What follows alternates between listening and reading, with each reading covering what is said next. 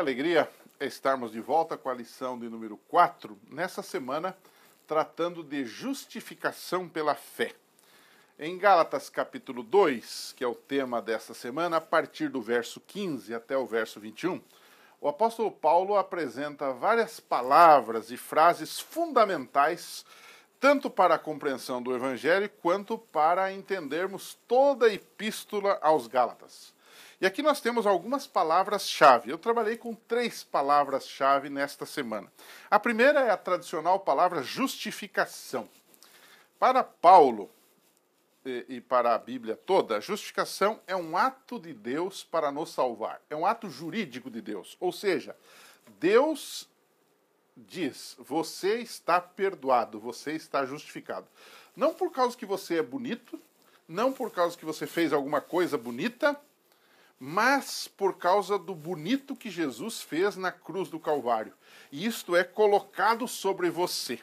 Aliás, ele diz no verso 16, 2,16, que essa justificação, ou este perdão, ou esse ato de Deus nos declarar justo, ele não vem pelas obras da lei. Ou seja, eu posso me esforçar ao máximo, mas eu não consigo. Não é?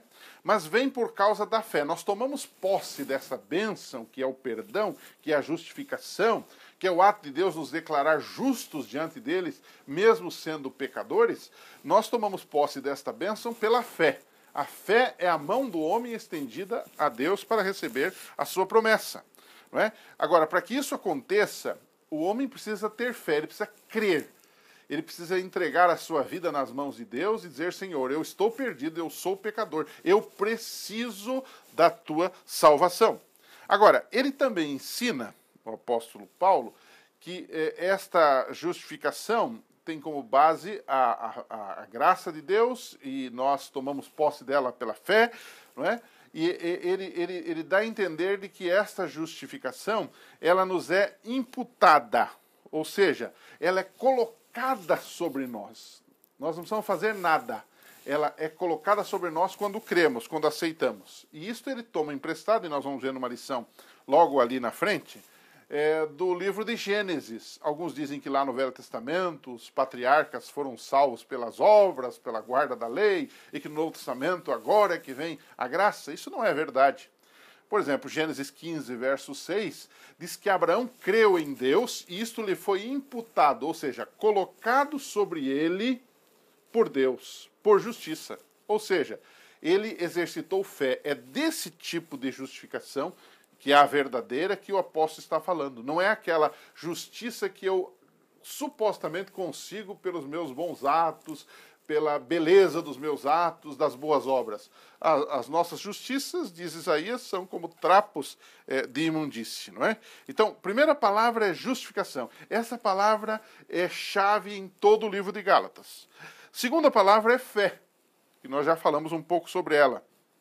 Ou seja, esta fé também não é um mérito do ser humano, não é? Esta fé é o meio pelo qual este ser humano se apega à obra de Cristo. Não é? Nós somos salvos por causa da fidelidade de Deus.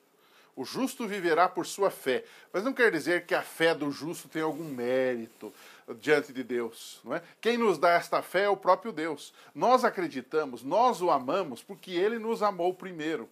Na verdade, quando a Bíblia fala de fé, ela está falando da fidelidade de Deus em cumprir a sua promessa de salvação, em fazer a obra de salvação por nós. E nós apenas somos levados a acreditar nisto pela fé que temos em Cristo. Ou seja, como Jesus foi fiel a Deus, ele é fiel também em nos salvar. Não é? A verdadeira fé também afeta o nosso modo de vida. Não é? Romanos 1,5, o apóstolo Paulo diz que esta fé não é apenas um assentimento intelectual, que eu digo eu creio, glória a Deus, aleluia, e agora eu estou salvo. Não, é mais do que isto. Eu creio, estou salvo, e esta fé produz em mim, essa fidelidade de Deus, produz em mim obediência. A obediência que vem pela fé, Romanos 1, verso 5, ok? Terceira expressão que norteia todo o estudo do trimestre, mas que está nessa semana, baseada em Gálatas 2, a partir do verso 15 até o 21, é a expressão obras da lei. Então nós já vimos o que é justificação, que é o próprio perdão, que é algo que Deus declara, é baseado na justiça de Deus. Já estudamos sobre a fé, que é a maneira que eu tenho de me apropriar desta bênção, que é a salvação. E então, terceiro ponto, obras da lei. O apóstolo fala muito de obras da lei, tanto em Gálatas quanto em Romanos. E aí a pergunta de muitos é o seguinte: quando ele condena as obras da lei, quando ele diz que ninguém é justificado, perdoado por Deus por causa das obras da lei, sempre fica uma pergunta: de que lei estaria o apóstolo Paulo falando? Né? Logo alguns respondem e dizem: olha, a lei aí era a lei cerimonial, que era aquela lei que mandava matar os cordeirinhos e etc e tal, não é? Na verdade, o apóstolo está falando de qualquer tipo de lei usada como meio de salvação. Ou seja, o sujeito quer se salvar guardando a lei. Você quer se salvar guardando o sábado. Isso é uma impossibilidade. Porque nós guardamos o sábado em gratidão ao que Jesus já fez por nós. Nós guardamos os mandamentos em gratidão ao que Jesus já fez por nós. Não pelo nosso próprio mérito, não é? E ele diz assim, ó: não anulo, Gálatas 2:21, a graça de Deus, pois se a justiça é mediante a lei, segue-se que Cristo morreu em vão. Ou seja, se eu sou justificado e perdoado por causa de que eu guardei a lei, o que Jesus fez no Calvário não vale nada. Mas isso é impossível, porque é impossível ao ser humano carnal guardar a lei. Mas é possível quando ele está em Cristo. Há uma diferença aí. Então, voltando só para você entender, o que é obras da lei? É tentar guardar a lei para se salvar. De que lei estamos falando? Tanto moral quanto cerimonial. Desde que você queira fazer isto para se salvar. Desde que você queira fazer isso para granjear o favor de Deus. Isto é uma impossibilidade. E é desse tipo de obra de lei que Paulo diz que não é suficiente para a salvação. A lei é importante, sim, não como nossa salvadora, mas como algo a ser obedecido pelo salvo em Jesus. Nada de obras para a salvação e tudo de obras para o salvo. Esta deve ser a frase que organiza a nossa vida cristã. Ok? Agora, para a gente terminar, depois de estudarmos um pouco sobre justificação, sobre fé e sobre obras da lei, definir esses três pontos no capítulo 2, nesta semana, e que acabam nos ajudando a entender todos os 6 capítulos de Gálatas, eu queria que você parasse um pouquinho e discutisse com a sua unidade a seguinte pergunta. Como responder a uma pessoa que diz que a justificação pela fé é uma desculpa para o pecado? Então, quando a gente diz: olha, irmão, você não vai se salvar guardando a lei, nem os 10 mandamentos, nem lei cerimonial, nem lei nenhuma. A salvação vem pela graça de Jesus Cristo. Salvação é um dom de Deus. Você precisa apenas crer e aceitar. E Deus vai fazer uma obra em você. Claro que depois que você é perdoado, justificado, e a mesma justificação produz em você um espírito de obediência. A sua mente é transformada. Romanos 12, 1 e 2 fala da renovação da mente. Agora é uma mente que pensa sob a orientação do Espírito Santo. É uma nova mente. E agora você produz boas obras. Essas boas obras não são suas. Elas são fruto da graça de Deus. Elas são resultado da fé e não a causa da salvação. Então, mas quando a gente fala disso, muita gente diz assim: esse negócio de justificação pela fé, pela graça, isso aí é uma desculpa para o pecado, não é? Será que é assim?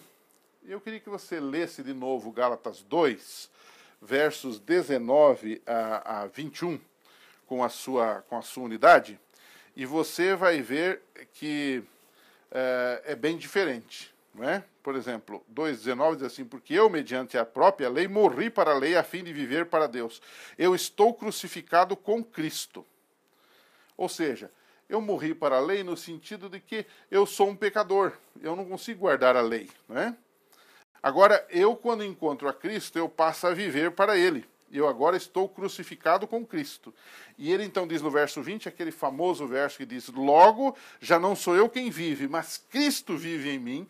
E esse viver que agora tenho na carne, vivo pela fé no Filho de Deus, que me amou e a si mesmo se entregou por mim. Perceba, ele aqui está falando de uma fé verdadeira que opera. Ele, ao mesmo tempo que diz que a lei não salva, de que ele morreu para a lei, porque como pecador não consegue guardar a lei, ao mesmo tempo ele diz que depois de perdoado e justificado, agora ele é uma nova criatura.